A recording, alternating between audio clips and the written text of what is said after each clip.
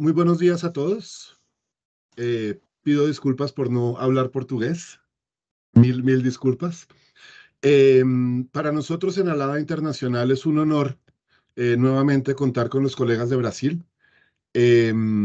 La Asociación Latinoamericana de Estudios de Asia y África ha estado en un proceso durante el último año de generar puentes entre la academia lusófona y la academia hispanoparlante. Y si bien no solemos hablar el idioma del otro, los idiomas son lo suficientemente cercanos como para que podamos entendernos cuando hablamos. Por eso para nosotros en Alada es importante tener este ciclo de conferencias organizado por el profesor André, en el cual lo que queremos es justamente crear esos puentes entre Brasil y el resto de la América Latina, para que podamos tener acceso a lo que ustedes están haciendo en Brasil y que ustedes tengan acceso a lo que nosotros estamos haciendo en el resto de América Latina. Entonces, sin más preámbulos, muchas gracias, profesor André, por organizar esta conferencia y muchas gracias, profesor Emiliano, por acompañarnos el día de hoy. Profesor André, lo dejo entonces para que nos presente al profesor Emiliano. Bom, antes de tudo, quero agradecer mais uma vez por essa oportunidade, agradecer ao professor Jerônimo por esse convite, por esse movimento todo de fortalecer a Alada, inclusive recriando, reorganizando a Alada Brasil, né? A gente é muito grato por essa oportunidade de estabelecer um diálogo com os outros núcleos da Alada, com os outros pesquisadores da América Latina. Isso é muito importante e crucial para que a gente dê esse salto na qualidade dos nossos estudos. E hoje a gente tem o grande prazer, a grande satisfação de receber aqui o professor Emiliano Unzer, né, um professor com uma produção única em termos de história asiática aqui no Brasil, professor da Universidade Federal do Espírito Santo, que tem atuado bastante na divulgação dessas outras histórias asiáticas que são pouquíssimo conhecidas aqui no Brasil, né? E a gente fica muito feliz de recebê-lo, inclusive trabalhando esse tema também, que é pouquíssimo visto aqui no Brasil, que é a história do Império Quimer, né? Emil, então, seja muito bem-vindo, obrigado pela tua presença aqui hoje e estamos à sua disposição. Queridos, prazer imenso estar aqui. O meu grande amigo André Bueno está aqui, me fez o gentil convite. Alada Internacional, Jerônimo, graças por tudo. É um prazer enorme estar aqui com vocês, Alada Internacional Brasil. E eu tento aqui, vou apresentar em português. Eu estou tentando trazer, então, uma apresentação breve, mas acredito que seja um tema fascinante, né? Embora seja breve, eu ainda vou tentar apresentar um pouco do que eu pesquisei e, por que não, o que me encantou durante muito tempo, né? Eu acredito que a história ela tem as suas surpresas e eu acho que isso é algo que a gente deve sempre preservar e instigar nos outros, né? Temos um papel como acadêmicos, o professor André sabe muito bem disso, temos um papel de divulgadores também, né? De apresentar isso para o público do Brasil, mas também na América Latina, queridos todos aí da América Latina, que possam acompanhar pesquisas e também sobre debates sobre histórias que dificilmente são abordados, né? Então, eu gostaria de apresentar aqui para vocês alguns slides. Eu não sei se vocês podem projetar. André, tem como projetar?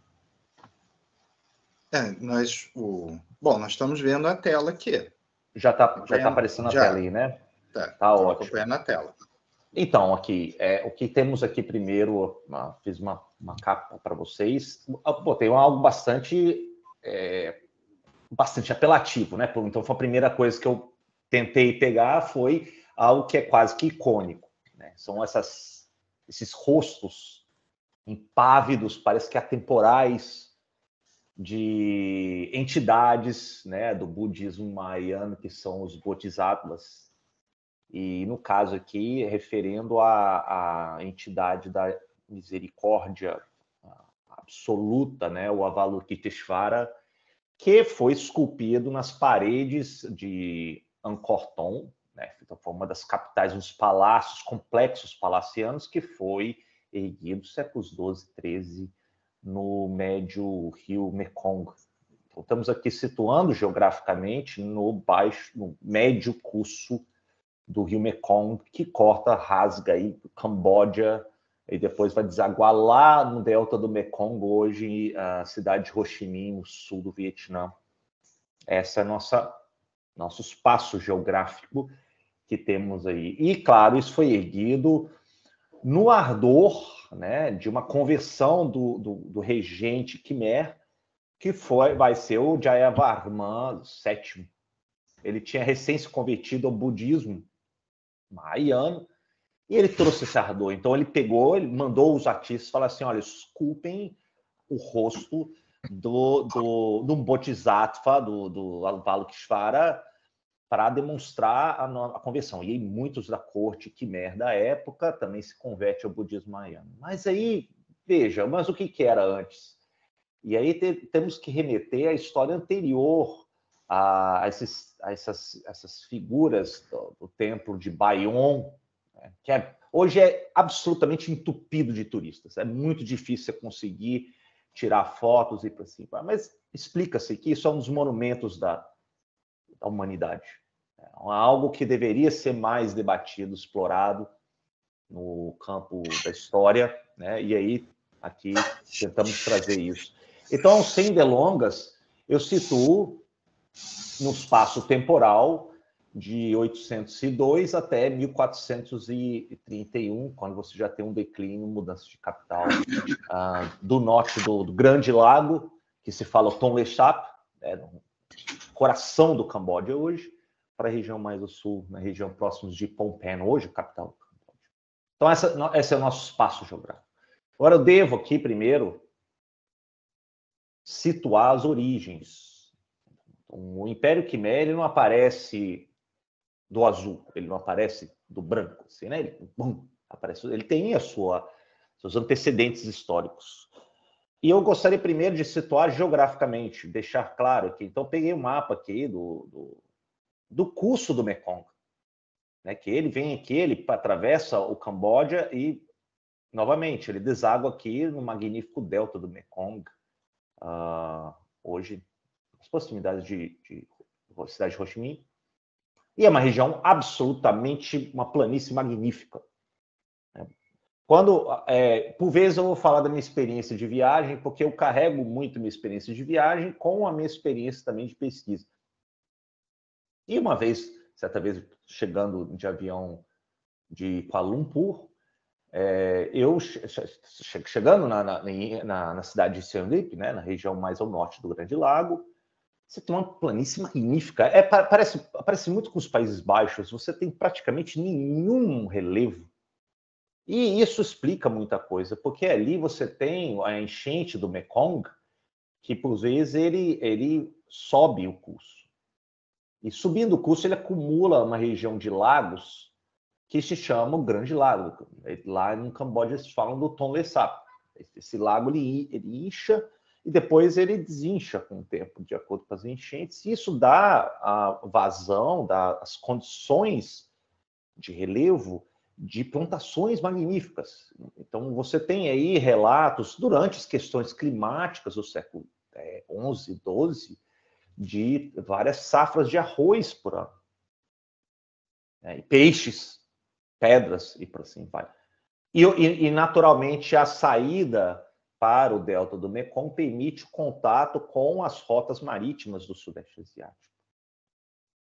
Essas são as condições geográficas, né? Uma planície, condições aquáticas, fertilidade excepcional, que vai possibilitar explicar assentamentos humanos e uma concentração populacional extraordinária.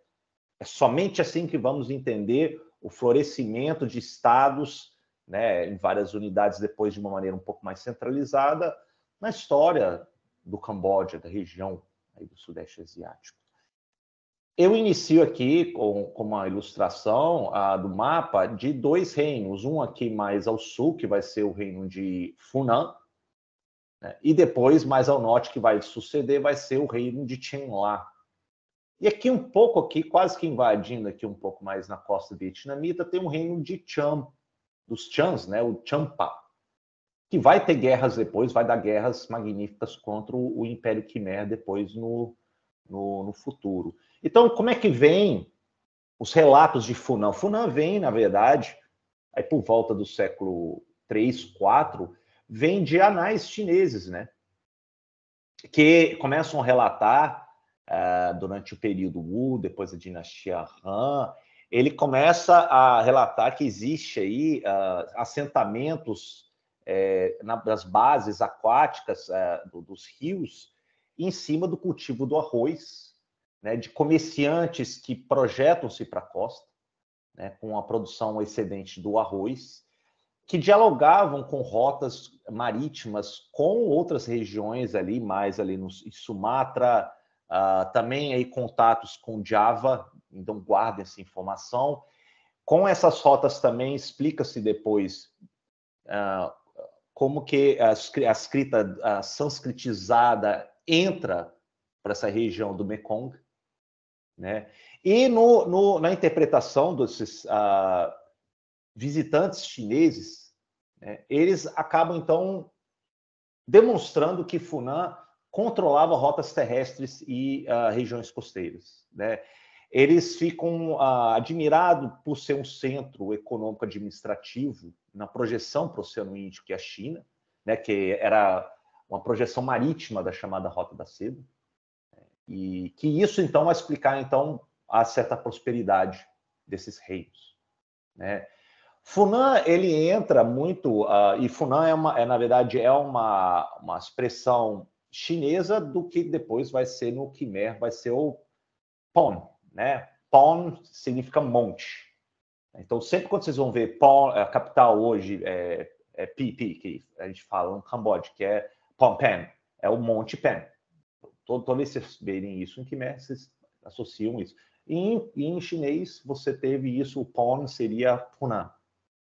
E esses relatos chineses depois, isso vai entrar depois na mitologia Khmer, explica que existe uma história antiga de um Brahmani, ou um príncipe indiano, que teria depois chegado na costa ali do Sudeste Asiático e se casado com uma princesa Nagisoma, né, que seria então da raça das Nagas, seriam seres mitológicos, em parte serpente ou não, que recheia ali a mitologia do Sudeste Asiático.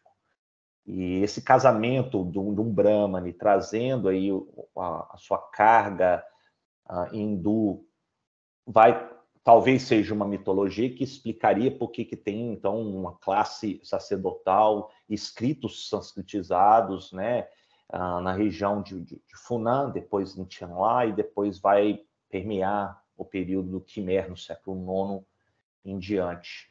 Então temos dados aí muito importantes que vêm dos chineses, né? Os chineses interpretam e falam, olha, existe algo que depois vai explicar como que a cultura hindu vai chegar nessas regiões. E aí você depois começa a aparecer no período Tianlai, mas antes em Funan, já alguns templos dedicados a Vishnu, que chega por cima, ele chega pela elite.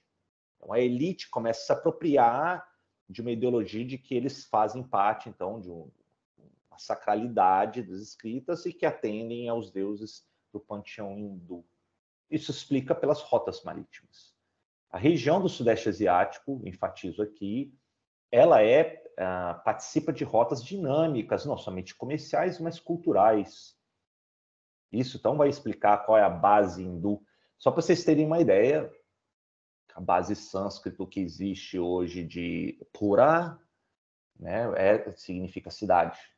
Né? E você hoje tem uma cidade-estado magnificamente exuberante, vibrante do comércio internacional hoje na ponta da Península Malaya, que se chama Singapura. Né? Então, cidade de Singa, que é uma entidade do leão, e a própria palavra já tem uma raiz sanskritizada. Então, vejam como é que tem o poder, né? Até o termo, por exemplo, da língua indonésia, Bahasa, Indonésia, vem de uma raiz do sânscrito. Bahasa, na raiz sânscrita, significa língua. Então, olha como é que a cultura indo, depois budista, ela vai se projetar das costas indianas, via Sri Lanka, costa birmanesa, e depois vai chegar a outras partes do Sudeste Asiático, ali pela Península Malaya, Sumatra e Java. Então, eu tô demorando para explicar essas partes para entendermos qual que vai ser as bases que vão surgir o reino Quimer. Porque senão, se a gente não entender isso, a gente acha que apareceu, brotou como se fosse um evento único, o que é espetacular, porém, existe sua anterioridade. Né? Os chineses ainda guardavam um certo a percepção de que Funan, embora fosse organizado, ele não se constituía no império. Então, ele tem ainda algumas narrativas bastante pejorativas com relação aos habitantes. Os chineses falam que eles tinham pele muito escura, que viviam, comiam quase como se fossem selvagens perto da água, e para assim vai. Né? Existe também indicações depois nos anais chineses, do século VII, de que houve uma decadência de Funan. Né? Talvez o estrangulamento do comércio internacional, né, que teria uma mudança ali na região do Estreito de Malaca, a Península Malaia, e de que existem relatos, estão no século VII, pelos chineses, novamente, de que um outro reino um pouco mais ao norte, que ele se refere como Qinghua, teria, então, predominado na região aí do Baixo Mekong.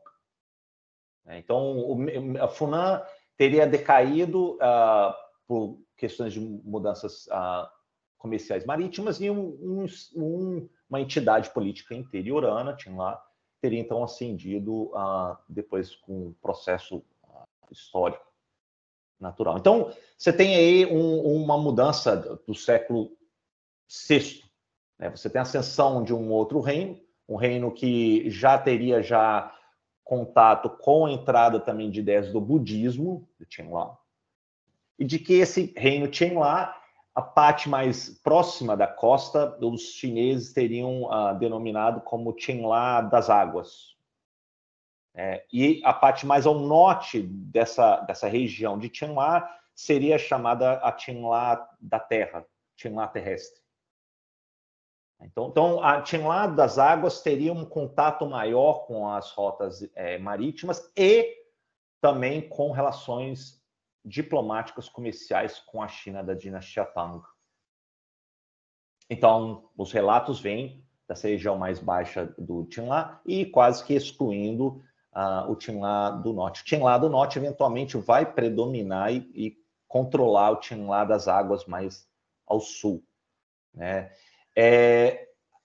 Existem, então, esses relatos chineses sobre Qinghua, né? E isso foi bastante contestado até mais ou menos a década de 1970, né? Muito aí você tem a arqueologia francesa, franco-cambodjana, que começa, então, a trabalhar as evidências materiais a respeito disso, né?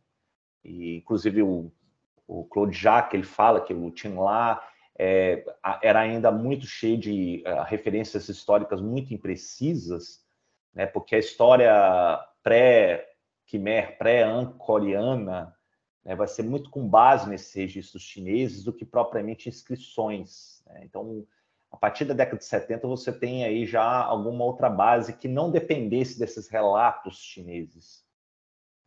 Existia, inclusive, depois uma busca pelas próprias autoridades laosianas, que buscam também seu passado, afirmar de que tinham lá da terra, mas ao norte teria ocorrido nas terras laosianas. Isso é uma grande ainda interrogação, né? Mas o fato é que os chineses da dinastia Tang afirmam que havia uma divisão, né, pós-Funan, que seria Qinghua das Águas e Qinghua das Terras. Né? E isso depois, no século VIII, a Qinghua das Águas ela vai se tornar muito ligado não somente aos chineses, como, e isso é uma informação muito importante, Qinghua do Sul, das Águas, vai ter estreita ligação, quase que de vassalagem, com uma dinastia da ilha de Java, na Indonésia atual, da dinastia Shailendra. E Shailendra é uma dinastia muito ligada ainda, como alguns restos arqueológicos magníficos de Java apontam, profundamente imbuídos do hinduísmo. Então, essa dinastia Shailendra, ela vai ter um processo muito importante, porque muitas referências depois do período Angkor, ou o período que eu falo no Império Khmer, apontam para essas raízes javanesas. Então, quando eu falar de Jaya, é quase que uma corruptela de Java. E muito pautado, então, na dinastia javanesa de Shailendra. Então, eu tenho aqui o quadro, deixa eu só... então, eu peguei só um mapa bastante simplificado, tá, gente? E depois... Aqui eu trago mais a questão das fontes, tá? As fontes é uma preocupação que eu acho que permeia todo o trabalho de um historiador e, claro, todo também permeia a arqueologia. As fontes são hoje muito em base nas escavações arqueológicas, levados a cabo muito do período aí já como nasce a arqueologia, né? No final do século XIX e início do XX, muito sob organização de arqueólogos franceses, que, claro, ao mesmo tempo que tinham também esse afã de tentar estudar, também tinha uma ideia também de você ter a pilhagem de determinados tesouros que foram encontrados. Isso foi notoriamente feito na década de 1920, que hoje recheia o Louvre, de escavações feitas de maneira mais totalmente irregular. E também, claro, a maneira dos franceses, já no final do século XIX e início do XX, de tentar afirmar a singularidade da cultura Khmer em detrimento do que antes era, já até meados do século XIX, o Camboja era uma espécie de vassalo do reino do Sião, que hoje é a Tailândia. Então, era a maneira deles falarem, olha, agora é nosso, eles têm a unicidade e ele é o nosso protetorado francês, né? Claro que tem um jogo político nesse sentido de você ter as escavações francesas em busca dessas fontes. Hoje você tem um avanço maior, claro que dependendo das condições políticas, nos anos 70 isso foi interrompido, e o que vem à tona é uma coisa assombrosa. Uma assombrosa que não somente assombra os franceses, como hoje torrentes de turistas vão lá tentar entender o que foi aquilo, né? E isso inclui aqui até o apresentador que está aqui diante de vocês. É uma coisa assombrosa, é uma coisa que é difícil entender a magnitude e a beleza daquelas ruínas feitas e como que isso é tão ignorado, tão rotulado e pouco compreendido. Então, primeiro vem das escavações arqueológicas. Segundo, que vem de inscrições em pedras, né? Porque é uma região muito úmida, gente. É uma região que, se você chega ali na região verão, você tem praticamente ali um calor que vai além do amazônico. Muito úmido, né? Então, materiais perecíveis, eles deterioram rápido nesse ambiente úmido e quente. E, quando não, muita chuva que vem a ocorrer em determinados períodos do ano. O que sobrevive é os elementos escritos na pedra. Então, isso é uma coisa que eles buscam. E o que busca-se registrar nas pedras que se encontram aí no período já pré-Angkor, né, pré-século IX, e depois são inscrições feitas em pedras de eventos políticos grandes, né, de soberanos, de contatos diplomáticos, de guerras, de relatos da mitologia ou indo-budista, no caso que eu mostrei Bayon, mas você tem pouco a respeito além disso, né, da vida do camponês, a vida das mulheres, a vida, né, de outras coisas, além do alto ciclo do poder, e por assim vai. Então, isso é um empecilho. A gente tem aí somente uma dependência desses grandes relatos oficiais, né, de homens, né, que têm o poder. Ou, no caso anterior, até mesmo, dependendo dos chineses, que tinham uma visão colocada a respeito do que eles observavam e interpretavam, que depois os letrados mandaram lá para a dinastia chinesa Tang, e por assim vai. Então, a gente tem problemas muito sérios de fontes nesse sentido, né? Então, a gente tem que tomar muito cuidado. A arqueologia vem a nos mostrar um quadro um pouco maior disso. Aqui estamos lidando... A história ela depende muito aqui da arqueologia, muito. O que eles acham vai mudar completamente. O que foi escavado é magnífico, é algo que assombra, mas existem os meandros. Não existe somente aquela grandiosidade, pronto. Existe ainda a busca por as condições locais, de como que as pessoas, né, os cambodianos daquela época viviam. Por assim vai. Você tem relevos, né, nas paredes de templos, que representando então grandes eventos das batalhas militares, alguma coisa cotidiana na vida palaciana, alguma atividade aí cotidiana registrada da pesca, né, da atividade de comércio, e da população, quando muito alguma outra coisa. Há relatos e cenas do comércio, né, da população, do mercado, e também de relatos chineses de que muito do comércio era feito por mulheres. Algo que é... E outra coisa também, as vestimentas eram bastante adequadas ao ambiente. Então, você tem retrato não somente das entidades femininas de proteção, como também de mulheres que não cobriam a parte de cima. Né? Então, eram desnudas na parte de cima. Então, algo que não é... Isso pode, na ótica nossa ocidental, aparecer como algo erotizado, mas isso era algo adequado e comum ao clima. O clima era muito quente, por assim vai. Depois você tem o processo. Eu digo isso, gente, porque depois você teve as apresentações teatrais que são lindas do corpo de balé real do Camboja, que você tem as dançarinas antigas, dançarinas, baseadas nas entidades santas femininas de proteção, elas apareciam com os seios de fora nos relevos, e que depois, quando o reino de Sião vem e domina no século XVII, XVIII, já há uma preocupação de cobrir essas entidades femininas dos tempos de Angkor, os seios.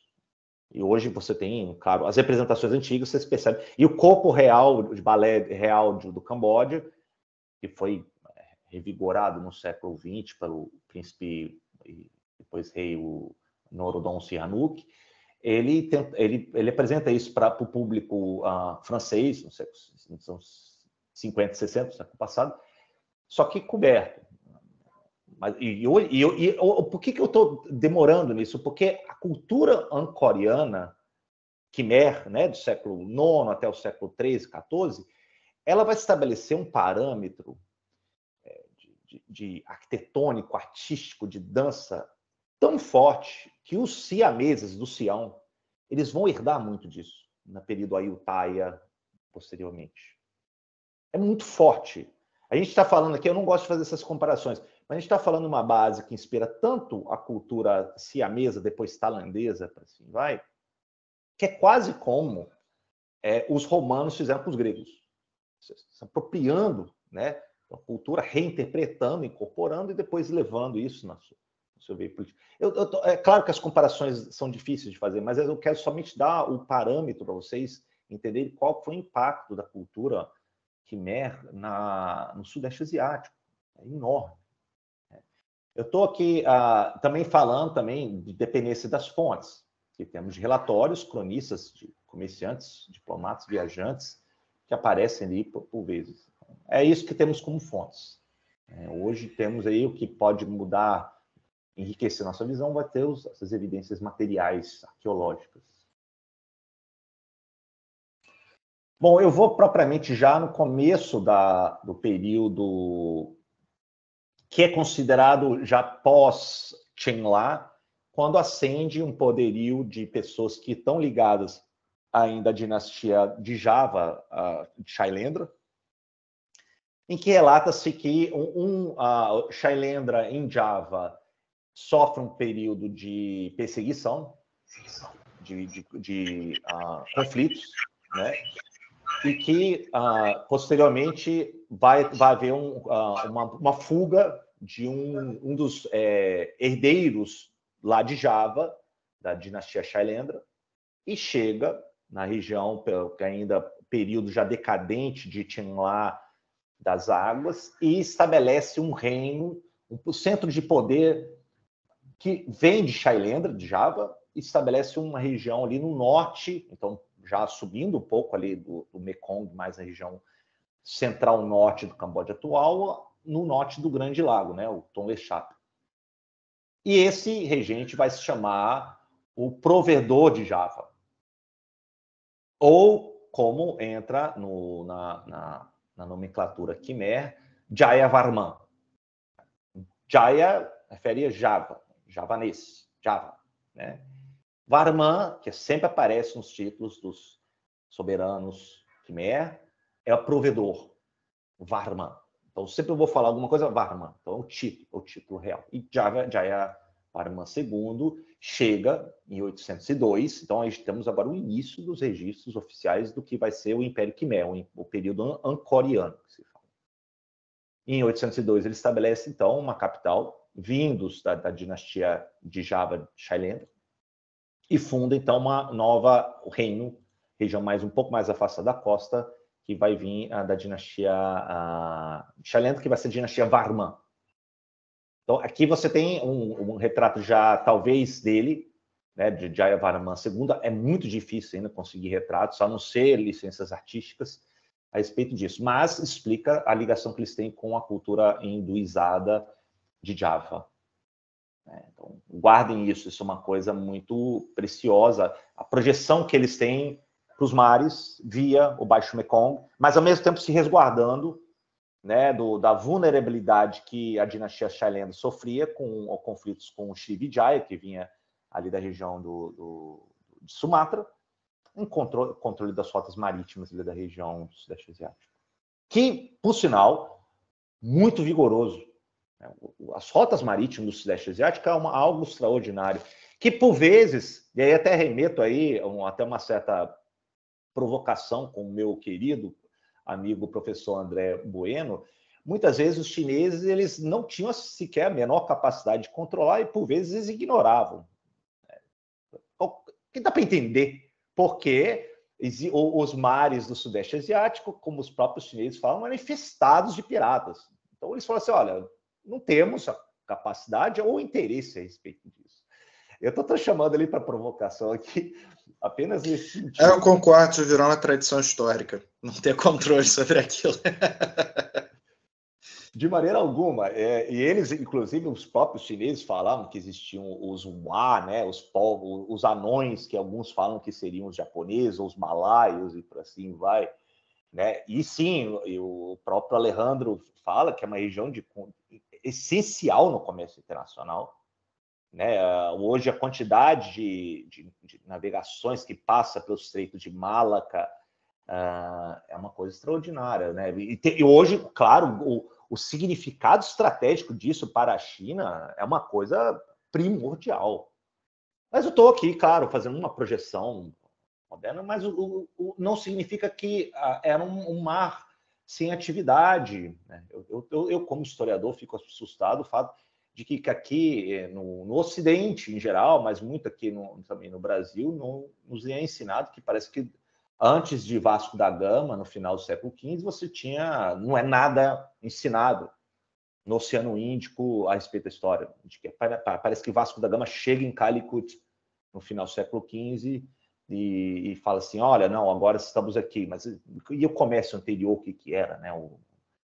Era uma coisa que você tem evidências da demanda de tecidos indianos, especiarias de Java, e também jade chinês e porcelana chinesa, que você tem um magnífico encontro. Só para vocês terem uma ideia, vocês sabem aqui, nós somos historiadores, navegadores malaios, por exemplo, eles eram tão magníficos, né, que a projeção deles se dá no Oceano Índico, conhecedores do regime das monções, que muitos deles depois se estabelecem na região do Planalto da ilha de Madagascar, né?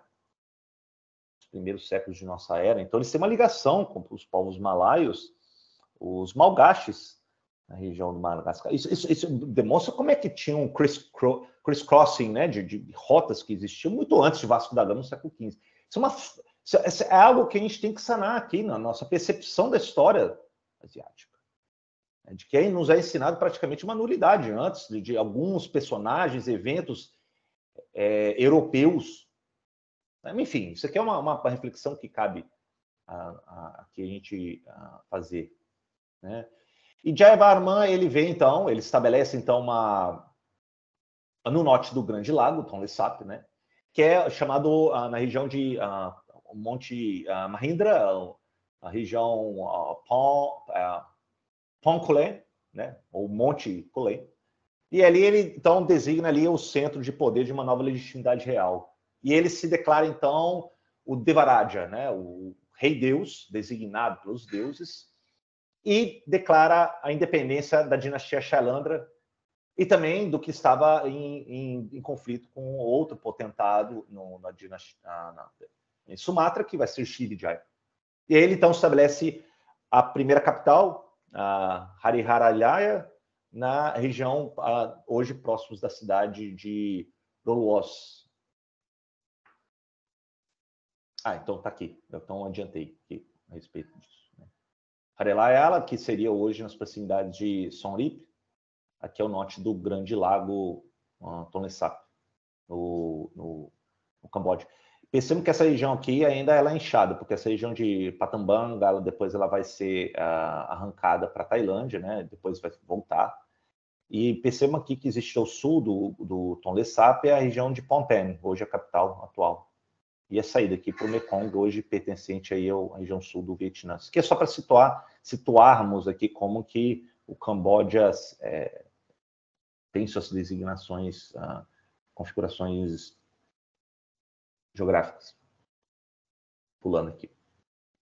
Então depois temos aí o reinado de Indravarman, né? E Indravarman vai continuar com o estabelecimento da capital já no período angkoriano, né? Durante o seu período que temos a construção de pedra, que já perdura, como esse de Preakor, que vai ser construído em 879. Então, nessa região que vai ser bem próximas uma das outras, desde Indravarman I, você tem uma série de templos que vão sobreviver ao longo do tempo, por serem construídos em pedra. E o Indravarman vai ser conhecido, primeiro, com um certo elan expansionista, segundo, também porque vai ser continuado pelo seu filho, o Yasovarman I, né, que está aqui com relevo, inclusive, do tempo dele, do templo de Phom Bakong, aqui à direita. Vejam vocês que aqui é um retrato de entidades, as pessoas estão desnudas aqui do torso, tá? Falando isso aqui é uma figura feminina, inclusive, né? Então, vejam que talvez aqui foi destruído por uma intolerância determinada, mas isso aqui aparece em vários retratos do período. E Yasovarman, você tem um período que estabelecimento de capital nas regiões diferentes do anterior, numa outra capital que vai ser chamada, talvez a mais longeva capital do período auge do Império Khmer, que vai ser a Yasodharapura.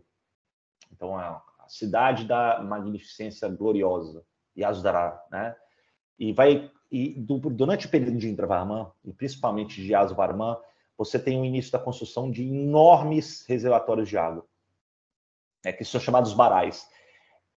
Esses reservatórios, esses canais, é uma coisa impressionante. Então, muitas vezes se fala, durante muito tempo se falou que a magnificência, o poderio do auge do Império Khmer se deu pela capacidade hidráulica de você armazenar, e parece que eles aprenderam com a natureza e souberam entender a natureza de que haverá períodos de cheia e haverá períodos de seca. Então, construção de canais e de reservatórios era essencial para ter safras e estabelecimento mais regular ao longo do ano, de colheitas e de manutenção da população em geral. Então, começa-se, então, com a construção dessa rede de canais, de lagos, de aterros, baseados também na construção que estava disponível nas planícies locais, da argila, desses diques, né? Então, por exemplo, tem um dique Barai do leste que se fala, que ele tem mais ou menos 7 quilômetros de comprimento e 1 milha, 1,8 km de largura. E também tem um Barai ocidental, que é um reservatório de cerca de 8 quilômetros de comprimento e 2 quilômetros de diâmetro. contendo aí aproximadamente 50 milhões de metros cúbicos de água. É uma coisa assustadora. Assustadora. Não somente em termos de engenharia, né? Não somente em termos de engenharia, mas como que envolveu uma organização de uma quantidade de mão de obra extraordinária para fazer isso. Porque são condições que permitem com que haja um estabelecimento concentrado de pessoas. Estamos falando isso do século IX. Né? Por isso que eu, sinceramente, acho que muitos historiadores aqui não gostam dos termos que se fala, mas então no século IX houve o período da Idade Média. Esqueçam esse termo aqui com relação ao que a gente está falando aqui. A gente está falando um período da ascensão do período Quimer. As construções magníficas que estavam já acontecendo. Que permite depois uma concentração de população extraordinária, concentrada nessas cidades Quimer, no século X, I e II. Depois eu vou falar para vocês, mas no século XII, XIII, do período aí da concentração nesses centros urbanos, concentrações humanas, né, melhor dizendo, no norte do Tonlé Sap, você tem as maiores concentrações urbanas, por assim dizer, no mundo, talvez antes da Revolução Industrial. Claro que você tem também o Tenochtitlan, você tem outras grandes, mas esse aqui é uma coisa extraordinária, estimado mais de 1 milhão de pessoas que viviam. Decorrente dessa concentração, capacidade de armazenamento de canais e de diques, reservatórios de água, e também a fertilidade que se tem no médio Mekong e Tonlé Sap, que incha, né, com o tempo. Deixa eu prosseguir aqui. Então temos aí, aqui é até bom uma expressão gráfica, né, dos canais que rodeiam o complexo de palácios, das pontes, que são... Claro, também existe também um elemento da defesa, né, que vem decorrente disso, né, desses canais. E aqui tem o templo, outro templo, a vista do templo Apom Bakong, né, um dos mais antigos ali e magníficos que se observa no conjunto de ruínas Khmer, no norte de Tonlé Sap, né, no Camboja atual.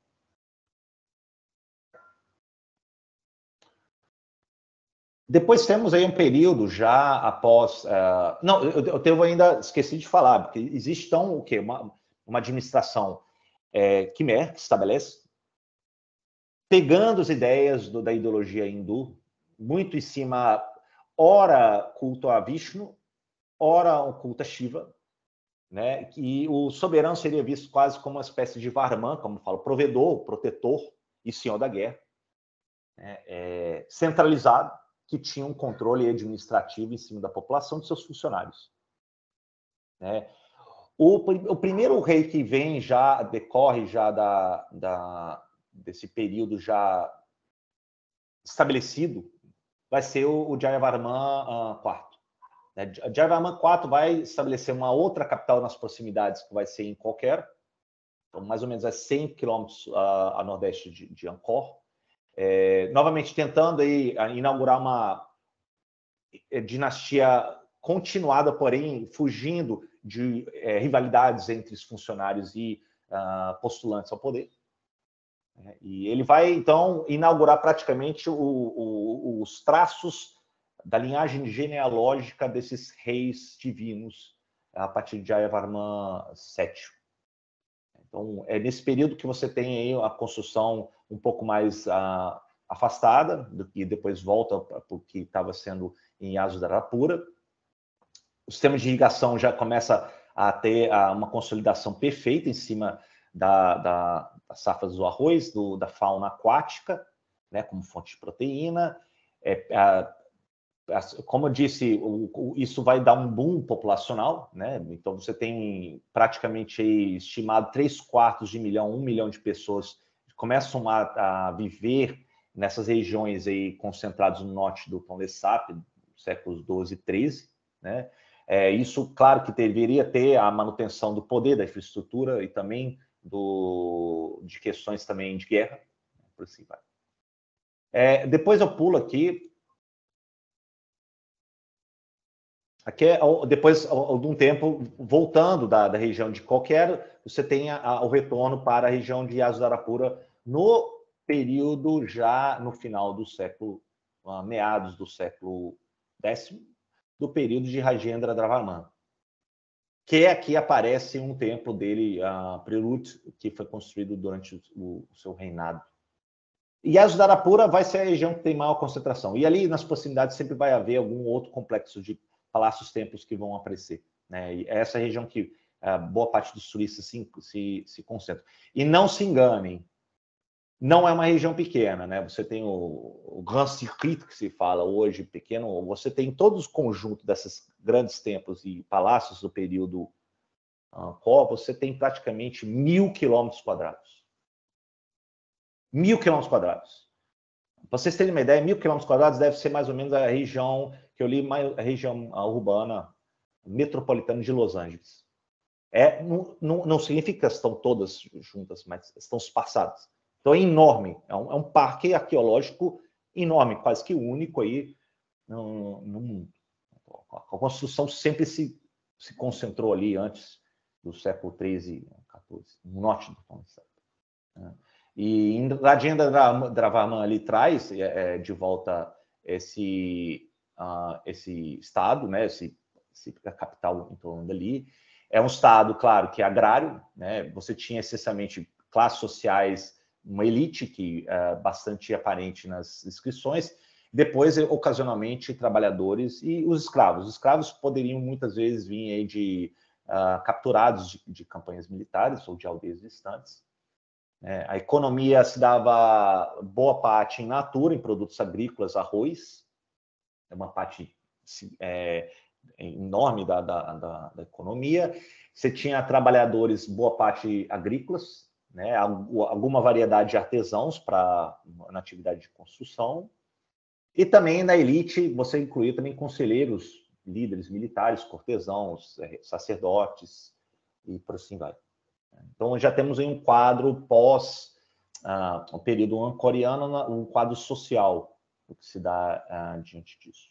Né?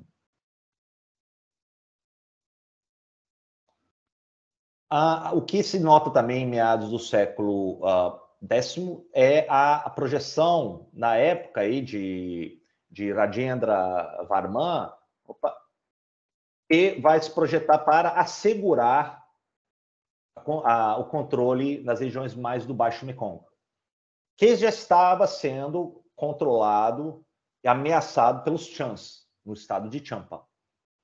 Então, não fazia parte do Império Khmer e muitas vezes eles têm embates entre eles.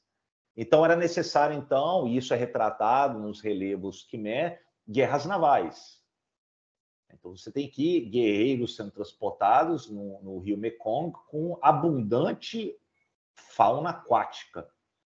E os guerreiros prontos, né, com as lanças, para combater os Chans, a região mais, então, a leste e sudeste do Tonle Sap. A projeção marítima pelo Baixo Mekong é essencial para a manutenção e prosperidade do reino, do Império Khmer. E muitas vezes era ameaçado pelo estado dos Chan, dos Champas, no leste. Então essa guerra vai ser boa, essa guerra vai ser para acontecer.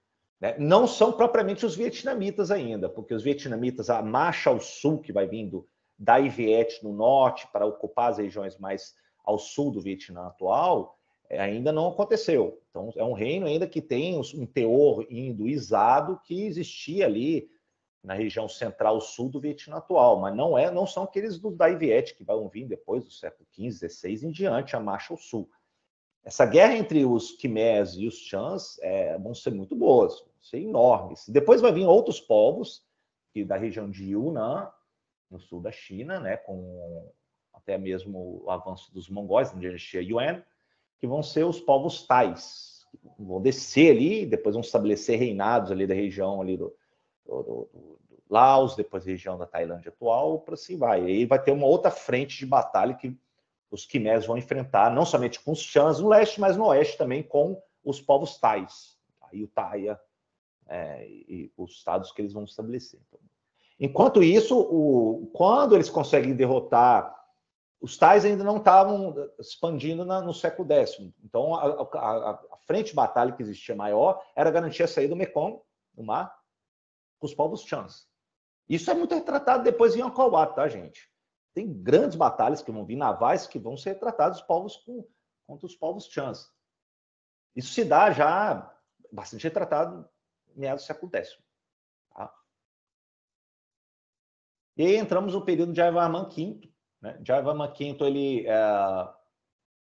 vai iniciar, depois de uma certa consolidação sobre os povos Chans, vai iniciar uma série de construções, né, enormes nas proximidades, na cidade de Ayanagari, né, que é um templo Taiko, que é, na época, iniciado de Jayavarman V, terminado depois com o seu sucessor, já na virada do século X para o XI. E aí vai ter um período de conflitos, né, conflitos, inclusive, não somente com os Chans, como também entre os postulantes do poder do trono, aí, o centro de poder Khmer, que vai se dar depois com a ascensão do Suryavarman I. Né? Aqui tem uma construção de sua época, o Vimayanas, do que sobreviveu, e Suryavarman vai praticamente inaugurar um período já quase que o início da ascensão maior do poderio Khmer em diante. Né? Então já estamos em período de que, depois com seus sucessores, vai ter uma série de grandes figuras, e quase que o auge do período do Khmer. Suryavarman II, que vai suceder, vai ser talvez ele, junto com o Jayavarman VII, vai ser a figura maior da história Khmer. Suryavarman II, ele que vai comissionar a construção de uma enorme cidade-templo. Né? Então, Wat significa templo, Angkor significa cidade, né? Cidade-templo, que é, na verdade, um grande mausoléu, talvez a ele, e também muito em homenagem ao Vishnu. Ainda estamos imbuídos no hinduísmo vishnuísta. E isso o Angkor Wat é a maior ícone que a gente tem da percepção de Khmer, que está na bandeira do Camboja hoje. Então, ele que vai comissionar a construção, que vai durar 37 anos, se não me engano, esse enorme complexo que vai remeter à moradia dos deuses, Monte Meru. Uma mítica morada dos deuses no Himalaia, de que ele, então, tenta fazer uma espécie de Nova Jerusalém, né? Digamos assim, nossa percepção aqui poderia falar no sentido, olha, aqui temos então a representação cósmica da construção da moradia dos deuses. Então, ele que vai comissionar. Aqui ele está retratado já numa das inscrições em relevo que está lá em Angkor Wat. E temos, senhoras e senhores, a magnificência de Angkor Wat. Então, você tem as 5 montanhas sagradas do Monte Meru, da moradia dos deuses, aqui representados. Uma arquitetura que, confesso a vocês, absolutamente fantástica, né? Estilizada, algo que remete a algo que tinha sido apresentado na dinastia Shailendra anterior em Java, em Palembang, da moradia estilizada em forma cônica, algo que marca tão grande a arquitetura Khmer, que depois vai marcar também a arquitetura siamesa, depois tailandesa, posteriormente. A própria coroa dos reis cambodjanos, que vai continuar até o século XX, remetia também ao Monte Meru na coroa. Algo magnífico.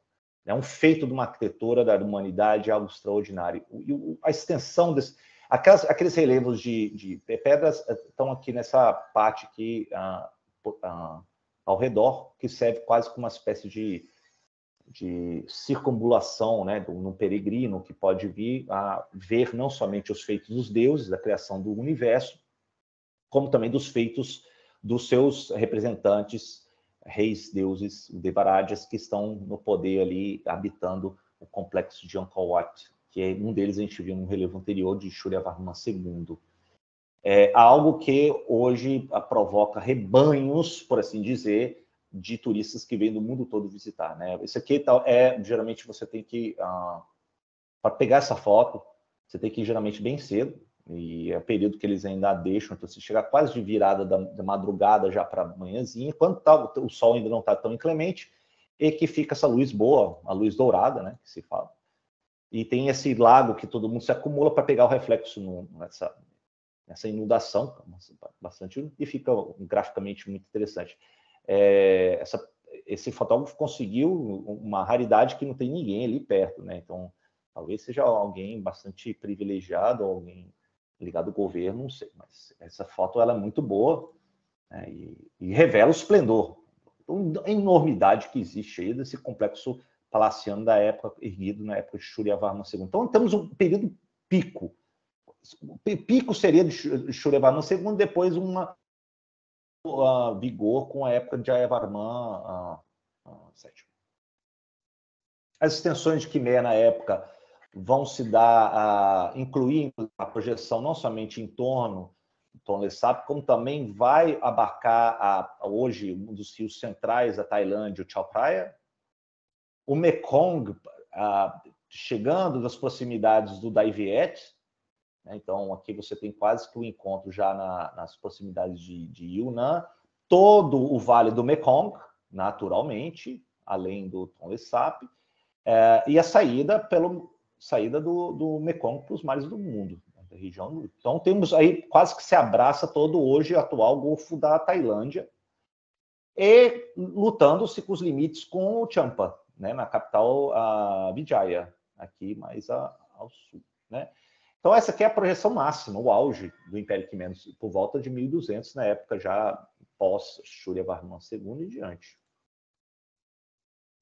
E aí, depois de Shuryavarman II, haverá novas divisões políticas internas, né, de rivais políticos que vão tentar controlar o poder, e nisso que surge, então, a ascensão de um outro ramo da dinastia Varman, que vai ser quase que uma pessoa meio não tão ligada à linhagem natural, que tinha se convertido ao budismo mahayano. Então, ela não já vinha da linhagem mais ligados ao vishnuísmo, ao hinduísmo, mas ele se coloca agora como um ardoroso praticante do budismo mahayano.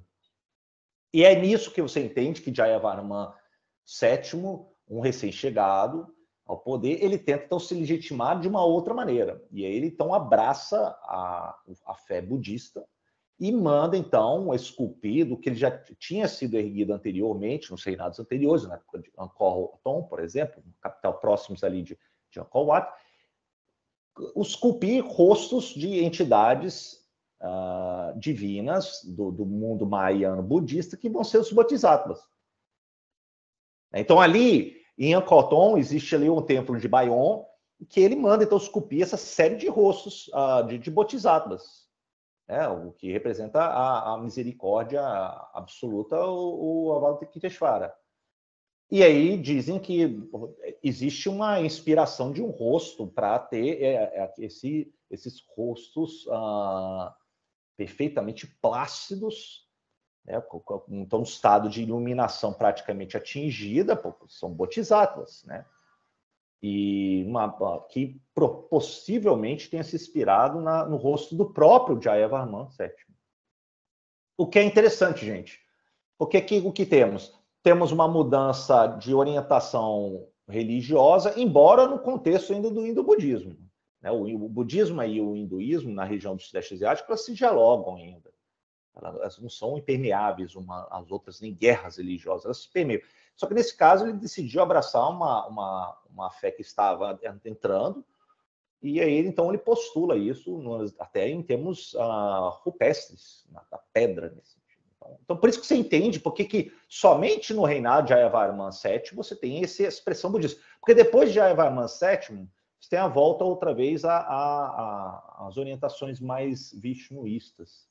Assim vai. Só que aí depois, logo depois de Jayavarman VII, o que acontece, eu vou falar posteriormente, entra o budismo numa outra vertente, que vem ali das regiões mais dos povos Thais, ou seja, do oeste, vem também do Golfo da Tailândia, e dos povos Mon, né, na região da Birmania, eles trazem então o budismo não mais mahayano, mas vai ser o budismo Theravada. Então aí vai vir, e aí depois, a partir do século XIII, XIV, XV, você já tem aí o alargamento do Theravada na sociedade cambodiana. Não Mahayana, mas Theravada.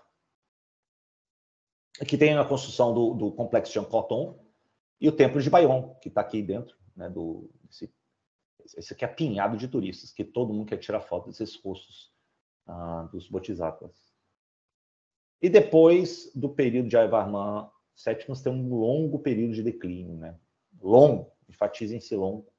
É um período que você tem já um recolhimento exausto dos recursos que foram gastos, segundo as guerras que começam a desgastar com os Chans. Em 1177, melhor dizendo, a capital Khmer vai ser saqueada pelos Chans e já marca então um período já de declínio sustentado do Império Khmer. Você tem um período já até de falta de grandes construções depois de Yavarman VII. Então é quase como se fosse o canto do cisne ali. Esse aqui é o último. E depois você tem o período de quase que existem obras, mas não tão magníficas quanto antes. E você então percebe os sinais de um esgotamento gradativo. Esgotamento, declínio, não significa desaparecimento. Isso é algo que nós, historiadores, temos que entender. Os povos não desaparecem. Eles estão para processo também de transformação. Então, o período auge deixa de ter, mas as bases culturais, todas ideológicas, elas permanecem e também estão em mudança sempre. Como eu disse, o budismo Theravada começa a vir das regiões do oeste e começa então a entrar na população. E os templos ainda permanecem. Então, hoje, se você vê lá na região das ruínas, ali ao norte de Sihanoukville, das regiões das ruínas angkorianas, você tem os monges Theravada vestidos do cor de açafrão, que estão lá rezando, sozinhos, muitas vezes, nas enormidades que existe ali do templo, das ruínas, e estão lá rezando, mas existe um linga de Shiva ali presente, uma entidade hindu ali retratado, mas um culto budista. Então, ele, novamente, é uma coisa que persiste ao longo dos séculos. Então, não é que significa que sumiu. Durante muito tempo, depois do século XIX, depois quando os franceses chegam, eles falam assim, mas nós descobrimos, olha as ruínas magníficas, Khmer, que isso começa a ganhar a atenção do público ocidental, europeu, mas isso significa que os europeus descobriram, mas isso não era novidade para a população cambodiana, os monges budistas que iam lá e ainda realizavam seus cultos. Isso nunca desapareceu. Né? E aqui você já tem um período, já meados do século XIII, do que restou do Império Angkor, Champa ainda já bastante delimitado no litoral, que vai sofrer a marcha ao norte do Dai Viet, tá? Depois no século XV a XVI, e já a ascensão de reinos dos povos Thais, que vem de Yunnan, estabelecendo em Lanna, Sukhothai, Lopburi, né? Depois Ayutthaya, e depois aí o período pós-Ayutthaya, ao longo do Chao Phraya, o reino de Sion. Isso vai caracterizar depois do século XIII, XIV em diante. Então, o reino de Sukhothai vai ser um grande rival de Angkor. Champa também vai persistir em certas rivalidades, né, nas fronteiras com o que restava do Império Khmer, meados do século XIII. O que a gente conta muito são relatos de outros chineses que visitam a região, que vai ser o Zhou Daguan. E Zhou Daguan, ele relata como que ainda existiam os ritos como se chama, o guarda-sol real, a liteira que era transportado o regente Khmer. Ele relata como que já existe monges budistas vestidos de açafrão, então já é sinal de que o Theravada já está entrando e tomando conta da classe sacerdotal Khmer no século XIII. A gente depende muito desses relatos de Daguan para entender como é que vai ser o pós-auge do Império Khmer no Camboja, posteriormente. Tá? Vou mudar aqui porque estamos avançando no tempo.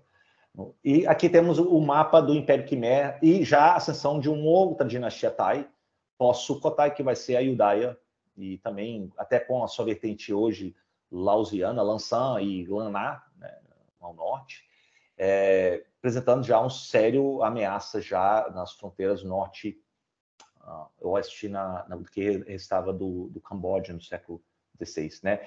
poucos registros históricos, século XIII em diante, tá? Mas sinais do budismo Theravada. Inclusive, o Theravada, existem ensinamentos que não deveria ter uma certa suntuosidade, não sei se isso influencia ou não. E em meados do século XV, especificamente em 1431, a capital, Angkor, vai ser invadida e ocupada por exército dos Thais, né, vindos de Ayutthaya, e aí você tem, então, a mudança da capital do norte de Tonle Sap para o sul de Tonle Sap. E ali eles mudam para as regiões de que hoje é Phnom Penh. E não é somente Phnom Penh, depois eles vão para outras regiões próximas ali de Long Bay, depois também Oudong, que vai ser a capital real aí praticamente até o século XIX, XX em diante, né? Então, você tem um direcionamento sul ao longo do Tonle Sap para uma nova capital do que restava do Império Cambodiano. Entra no período declinal, depois, eventualmente, a Ayutthaya ocupando a capital lá, o Império Khmer se torna, por muitas vezes, vassalos do reino dos Thais, Ayutthaya e depois Siam, e, por vezes, com a grande marcha do Dai Viet vindos do norte, ocupando o que restava do reino Champa. Você tem os Vietes vindos também, disputando com os siameses quem controlaria o reino cambodiano. Depois do século XV em diante vai ser isso. Então, período já declinal, embora a herança cultural, reafirmo, dos Khmers é algo magnífico. Magnífico. Né?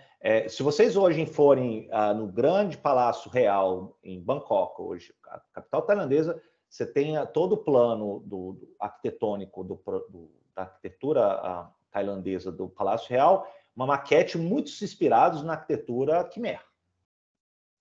A escrita, inclusive, também bebe das fontes, a mitologia bebe muito da fonte da mitologia Khmer. Então, ela sobrevive, os siameses beberam muito dessa fonte Khmer.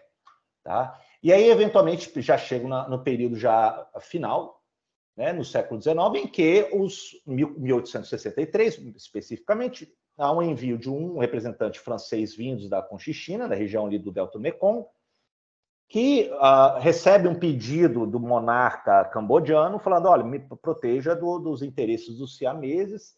E aí, enfim, essa história que é contada, que então se transforma o Camboja num protetorado francês na Indochina francesa. E aí você tem um alento de artistas, de fotógrafos, de arqueólogos, estudiosos franceses que vão e redescobrem, né, na visão dos franceses e público ocidental, o que era das ruínas Khmer, e vão ser apresentados isso para o mundo.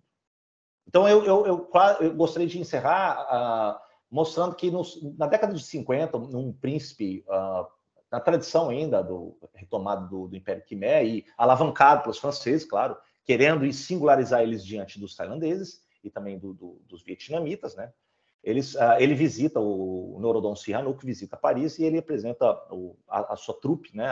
As bailarinas e as danças que vinha do período da tradição Khmer, nos teatros e as ruas de Paris, e é um frisson absurdo que acontece na França nos anos 50. Talvez a única grande choque que tenha acontecido nos franceses, que redescobrem a herança Khmer, tenha sido tão grande quanto a redescoberta em termos estéticos e culturais dos franceses e europeus tinham depois do túmulo de Tutankhamon na década de 20 em diante, né? Temos aí, claro, e temos até no chat aqui falando dos missionários portugueses e espanhóis foram para a região. Inclusive, eles têm relatos também de que usaram mercenários também. Os próprios tailandeses usaram também mercenários portugueses, os birmaneses também usaram, mais ainda os birmaneses, mercenários portugueses para a guerra, né? Também por contatos. Lembrando que também os espanhóis tinham estabelecido em Luzon, né? Nas Filipinas, e há um jogo entre... Também há um outro, mas ele não cabe aqui num tema da apresentação, mas existe também outra guerra enorme que existe entre os tailandeses com os birmaneses, ainda mais para o oeste. E esses eventos das guerras, você tem a utilização de mercenários e aventureiros portugueses e espanhóis nesse sentido. E também os portugueses e espanhóis são os primeiros que chegam na região ali de Angkor, do Khmer, e começa a relatar isso também para o público no século XVI. Então, bem lembrado aí, o Alejandro trazendo aí no chat. Bom, eu acho que eu gostaria de encerrar a minha apresentação por aqui, meus caros. Eu espero ter dado um pequeno overview a respeito da magnífica história Khmer cambodiana para vocês. Não, nós que agradecemos, Emiliano. Ficou muito bacana mesmo. Foi uma introdução bem bacana a essa história que é desconhecida pela gente, né? Como você muito bem colocou mesmo, isso é o fundo de um cenário com o qual basicamente a gente só entra em contato justamente, né? Leituras que muitas vezes ignoram, inclusive, como você falou também, as próprias influências chinesas, depois portugueses, espanhóis, todo mundo que circulou dentro desse ambiente, e que explica muito os problemas de compreensão geopolíticas que as potências europeias têm sobre a Ásia, principalmente no caso do Sudeste Asiático, porque o desastre do Vietnã está ligado amplamente a um desconhecimento histórico de tudo que se mostrou hoje, ou seja, que há uma série de divisões ali étnico-culturais, religiosas, em fluxos que são desconhecidos, né? E que os planejadores estratégicos acham que vão chegar lá e vão resolver tudo, né? Vão dar um jeito. Inclusive, a gente já passa para... gente, quem quiser fazer perguntas, por favor, faça no chat, né, ou comentário. Mas enquanto o pessoal vai articulando suas questões, tem uma questão em particular que eu fiquei pensando, uma elucubração aqui, né, um voo, mas... e é claro, eu estou aproveitando isso porque eu sei que você tem experiência com a história da Coreia também, mas observando o panorama asiático, principalmente no século XX, e eu vou explicar direitinho qual é a conexão que eu estou pensando aqui, né, e se ela é respondível agora. Nós temos dois conflitos fundamentais que envolvem a disputa da Ásia, a Coreia e o Vietnã. Mas o conflito coreano termina com um país dividido. O conflito vietnamita termina com um país unido. É possível afirmar, de certa maneira, que as especificidades culturais dessas civilizações são responsáveis, de certa maneira, pelos desdobramentos políticos que elas têm? Explico, né? Porque no caso da Coreia, a gente tem uma civilização que sofre de uma série de conflitos internos por causa das disputas entre influências chinesas, influências externas, o conflito budismo, o conflito entre uma identidade coreana e absorver uma cultura chinesa, que é algo diferente do que acontece no Vietnã, né? Onde assim, pelo menos o Vietnã reconstruiu uma história para si, que é a história de uma identidade cultural que nunca foi perdida. E o Vietnã passou pelo mesmo processo, ser dividido em dois, e, no entanto, eles resolveram isso, né?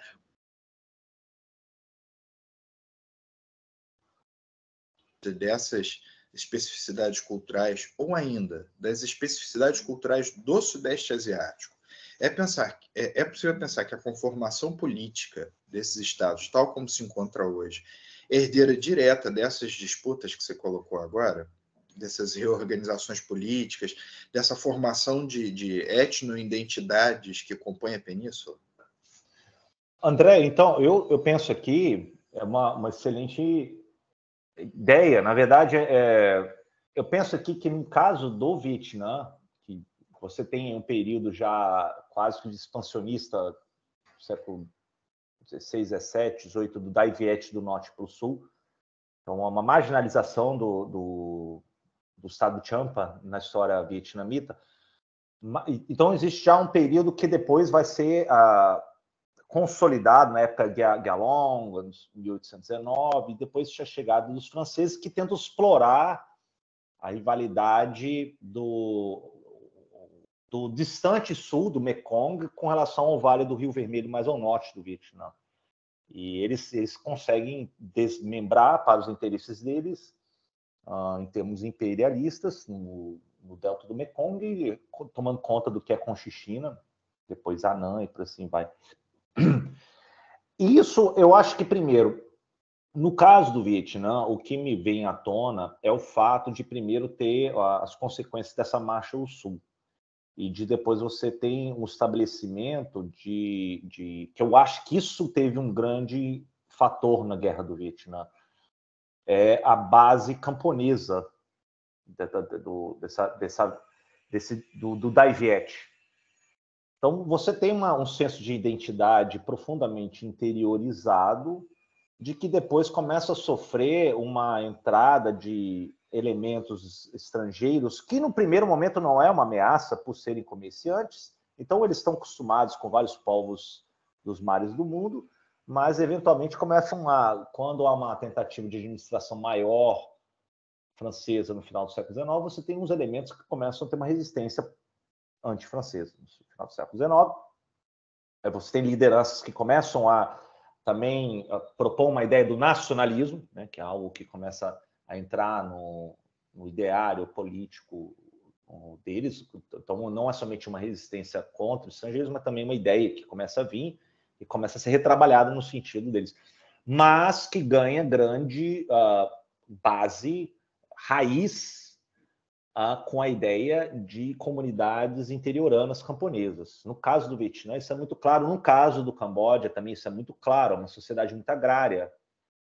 Tanto é que se falava que durante a história do Camboja, quando havia grandes conflitos, você tem relatos na história cambodiana que as pessoas voltavam outra vez para suas aldeias. É uma sociedade que até meados do século XX é uma sociedade muito agrária.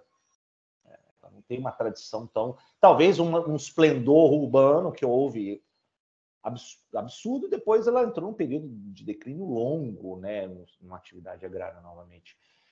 E essas regiões do Sudeste Asiático, eu acho que ela tem a não ser alguns elementos portuários maior, está muito ligado às sociedades agrárias. Então, qual é o papel que você tem da resistência maior contra os franceses e depois contra os americanos e os japoneses também do Vietnã?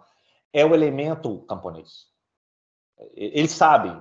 Então, quem entendeu isso, os movimentos que começam a se assentar com maior organização, com apoios diversos, inclusive, vai estar no norte do Vietnã, né, que vão se organizar na Liga do Viet Minh, e eles têm a sua raiz, que também, claro, vai ter inspiração depois de outros movimentos camponeses na China, na Coreia.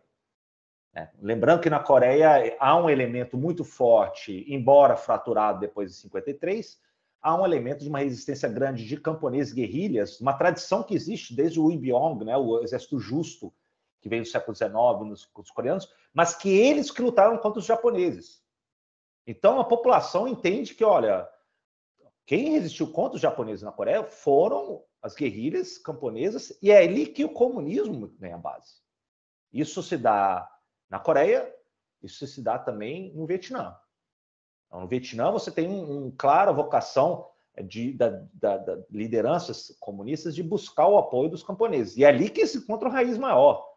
No norte, eles tiveram uma organização maior, teve inclusive apoio e inspiração do governo chinês inicialmente, mas a resistência maior se dá em toda a extensão vietnamita com base nessas tradições camponesas agrárias, que pode remeter ao seu passado, sim.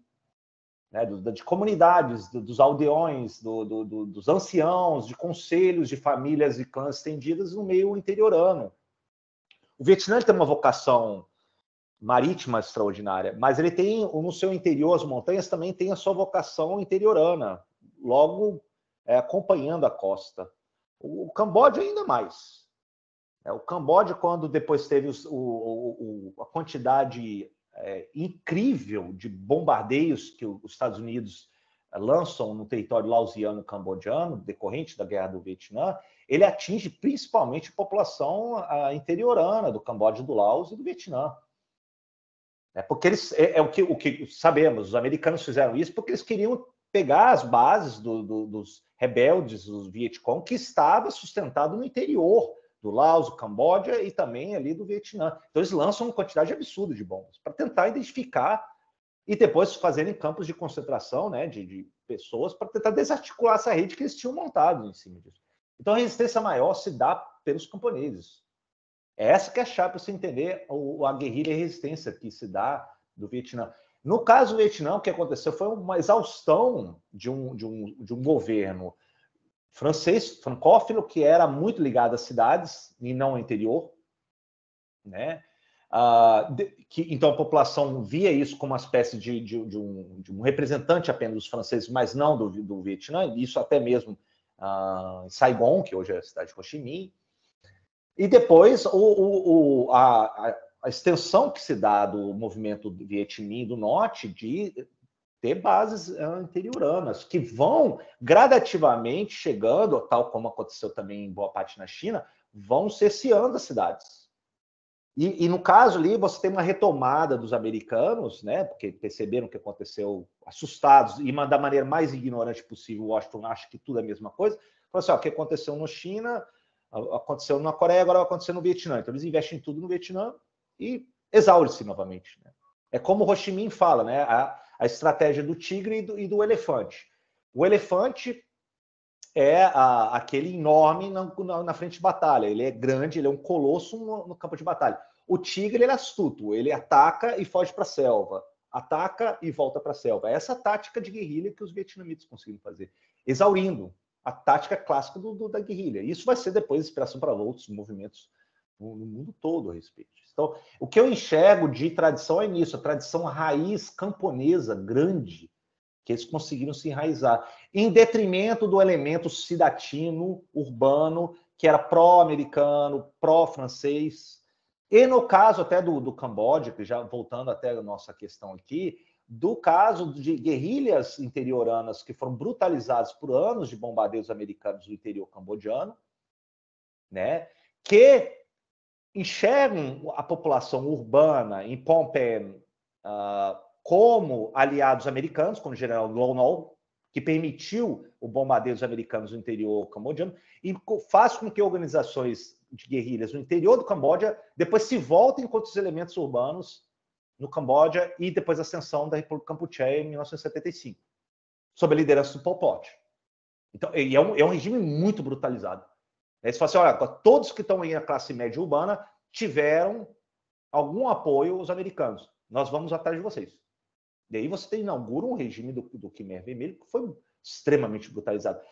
Brutalizado e também no sentido de tentar perseguir qualquer um que tenha colaborado com os americanos, que provoca, claro, um índice de mortalidade assustadora, né? E também a ideia do Pol Pot, né, o Salotsar, que era um professor de história, inclusive, de idealizar o passado coreano. Falou assim, olha como é que a sociedade agrária anterior, do período Angkor, se sustentava em termos grandiosos. Vamos resgatar esse período anterior nas bases agrárias atuais e autônoma. Então, esse é o plano do ano zero dele. Ele falou assim, olha, vamos fazer um Camboja tentando atingir os ideais do período coreano.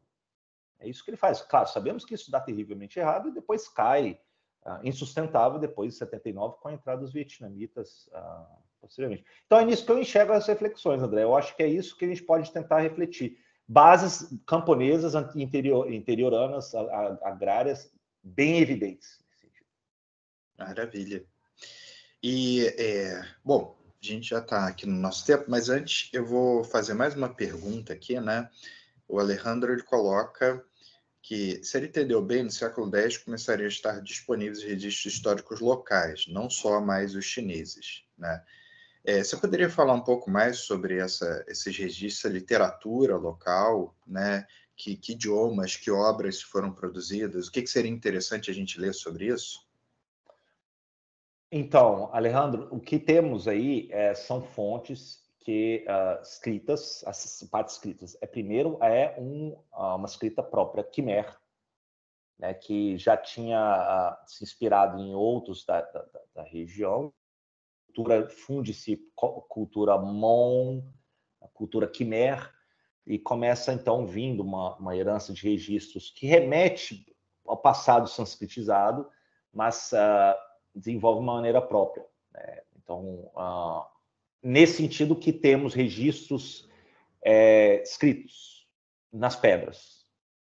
É isso que temos. Temos a questão da mitologia, que é oral. Temos registros anteriores que muito dependem das fontes chinesas. Então, uma limitação seríssima a respeito disso. A arqueologia hoje pode nos apresentar um quadro um pouco mais completo.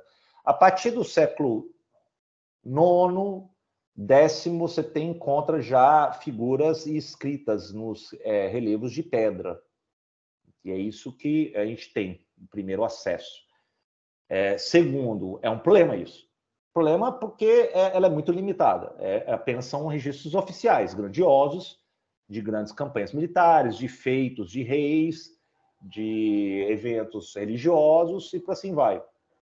Que ocasionalmente retratam a vida de mercadores, de pescadores, de soldados, da roupa dos soldados e por assim vai. Então, é muito limitado a apresentação, a informação escrita que a gente tem. Que a gente pode pegar, depois vai ser retrabalhado em mitologias posteriores, né? Do que vai servir muito para justificar o que aconteceu de mudança dinástica e por assim vai. É um uso do mito para legitimar questões de poder. Muito limitado, portanto. Agora, o que temos, mas eu acho que é muito mais magnífico, é a expressão cultural, arquitetônica que está vindo à tona, das evidências materiais não escritas que a arqueologia proporciona.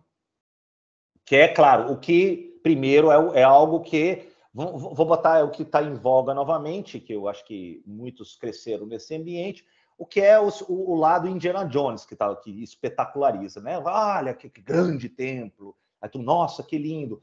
Mas temos aí o que vai muito além desse grande, espetacular achado dos franceses de um templo perdido, uma cidade perdida e por assim vai, que é a população comum, como é que se dava os meandros da sociedade, né? As mulheres, os comerciantes, né? Os escravos, como é que viviam. Isso que eu acho que a história hoje tenta se ocupar e casa-se com a arqueologia, né? A arqueologia mostra, fala, olha, tem aqui um outro dado, como é que eles comiam, como é que eles viviam, e viviam em regiões, casas que eram de madeira, então a madeira deteriora, e por assim vai. Né? Essas fontes escritas que se tem do século IX, X, vai se restringir às grandes campanhas, de grandes figuras, ou eventos religiosos, mitológicos, da criação do mundo. Né? Você tem lá em Angkor Wat a grande criação cósmica da mistura do oceano de leite, né? Então você tem Vishnu, você tem os devas, você tem várias figuras mitológicas ali retratadas. Você tem as campanhas de Suryavarman, enaltecendo Suryavarman II. Isso tudo retratado ali. E soldados, ocasionalmente soldados, mercadores, por assim vai. Essa informação que tem. Escrita você tem narrando isso. E a escrita Khmer, ela depois vai servir de base para todas as outras da região. Inclusive os Thais incorporam isso. Eu digo isso porque é algo que todos que estudam o Camboja falam, olha, essa foi uma base que inspirou muitos outros povos posteriormente que não deram devido crédito, por assim dizer. E você fica vendo claramente hoje como é que você tem toda a riqueza da dança do Hamakien, o Ramayana versão tailandesa, mas você tem toda a questão estética das danças muito inspirada nas danças Khmer anteriores. Muitos, as indumentárias, né? Tudo. Então, quando a gente vai lá, fica vislumbrado com o espetáculo do teatro do Hamakien hoje e do Hanuman e dos soldados Hanuman, que tem feições simiescas, que vai ajudar Rama no épico hindu, versão tailandesa, você tem muita inspiração, um teor Khmer, que eles herdaram, retrabalharam nesse sentido. Então, ou seja, eu estou aqui quase que falando para vocês, olha, se vocês quiserem realmente entender as origens de muitas da riqueza cultural ali do Sudeste Asiático, olhem para o Império Khmer. Ali vocês vão achar muitas bases. Não somente escrita, como também questões artísticas, culturais magníficas. É que a gente tem pouquíssima literatura sobre isso mesmo, né? Eu lembro que em português mesmo, a gente tem um bom livro, né, sobre o Sudeste Asiático da Marília Albanese, né? Para além do... Você tem um livro sobre o Sudeste Asiático também, que eu lembro. Tem. Só esqueci o título, perdão. Mas... E tem a história da Ásia, que tem o contexto moderno do Sudeste. Eu escrevi um livro que chama Reis, Templos e Mares, foi um tempo, isso foi... Depois o que aconteceu foi que eu incorporei ele... A história da Ásia. A história da Ásia, na totalidade. Eu peguei todo ele e botei ele na história da Ásia, porque a minha ideia era fazer a história da Ásia um volume único, só que Aí já são questões aí bem do dia a dia, né? Ele começou a dar mais de 1.000 páginas, 1.000 e poucas páginas, e aí o Jeff Bezos, que é o que publica tudo, tem um limite para você ter um volume único no sistema da Amazon. Então, ou eu publicava em 2, 3 volumes, ou eu tinha que espremer uma fonte muito pequenininha para caber no volume único, que o limite é 800 páginas lá. Então, ficou uma fonte pequena, mas eu queria fazer one volume, single volume, para servir propósito, talvez, a futuros pesquisadores. E, claro, esse livro foi uma compilação de tudo que eu fui pesquisando, mas ele é um primeiro passo apenas que eu estou querendo deixar. Não é que é a única obra, que não seja a única obra, mas que eu tentei deixar, porque realmente em língua portuguesa há poucos, ainda mais o Sudeste Asiático, ainda é muito pouco. Isso tem que ser capilarizado, isso depois tem que ter novos estudos mais arqueológicos, históricos. Tem que ter uma fundação, né? Tem que ter uma fundação, um ponto de partida. André, eu só fico brincando que nós estamos chegando numa idade que a gente tem que começar a deixar, né? Devolver e deixar para os outros agora, né? Eu já estou numa de jogar mensagens na garrafa, sabe? Já estou assim, mas eu coloquei aqui no chat, gente, o link do livro do professor Unzer, que a gente acabou de falar, de História da Ásia, né? E também uma sugestão de fonte para quem quiser conhecer um pouco mais, né? Porque realmente essa literatura é bastante escassa. A gente tem um volume bem interessante sobre tradições vietnamitas do Thich Nhat Hanh, chamado Príncipe Dragão. E tem um que foi um momento que eu virei aqui de costas, eu peço desculpa para isso, mas eu lembrei desse livro aqui em casa. É um livro muito raro, mas bastante singular, chamado Tien, A Sabedoria do Vietnã. Conhecem? Do Antônio Carlos Rocha. Antônio Carlos Rocha é uma dessas figuras também que, assim, pesquisador muito bacana, fantástico, que escrevia numa época assim, que as pessoas não entendiam praticamente nada disso. Então ele teve uma experiência com budismo vietnamita, né, e o diálogo dessa cultura ali, enfim, que são sugestões que a gente deixa aqui no final, né? Mas leiam o livro do professor Unzer, quem que puder tê-lo, né? Eu tenho aqui em casa, bem bacana, ainda com um marcador especial que eu recebia, né? Não foi esquecido, não, e sou muito grato a isso. E, infelizmente, é a hora da gente se despedir, né? Jerônimo, você está aí? Pronto, estamos voltando. Então, professor Emil, muito obrigado por estar com a gente hoje, fazendo essa apresentação bastante rica sobre a cultura Khmer, né?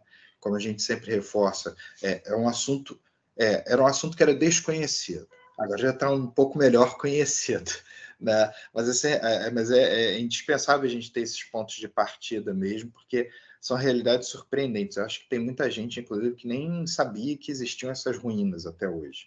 Né, esses templos, essa cultura super desenvolvida, magnífica, como você colocou, extremamente rica, fruto de um contato que escapa simplesmente a ideia de sinosfera ou indosfera, né, mas que se processa nisso tudo. Então, agradeço muito, professor Emil. Jerônimo, agradeço mais uma vez pela sua presença e disponibilidade de estar aqui com a gente hoje. Né? A gente tem um encontro marcado agora no dia 8 de agosto com o professor Daniel Veras, né, sobre migração chinesa. Então já ficam todos convidados também. E passo a vocês as palavras finais, então. Muchas gracias, André, y muchas gracias, Emiliano.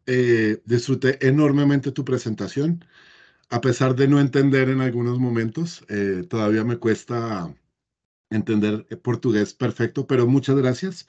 Y André, nuevamente muchas gracias por organizar esto y gracias a todos los asistentes por su presencia. El video de la presentación estará en nuestra página web en los próximos días. Apenas esté disponible, les enviaré el enlace para que tengan acceso a él. Los esperamos en la próxima edición que, como decía el profesor André, es el 8 de agosto sobre migraciones chinas, también desde Brasil. Muchas gracias a todos y que tengan un muy feliz día. Tchau, queridos. Obrigado. Obrigado a todos. Hasta luego. Obrigado. Tchau.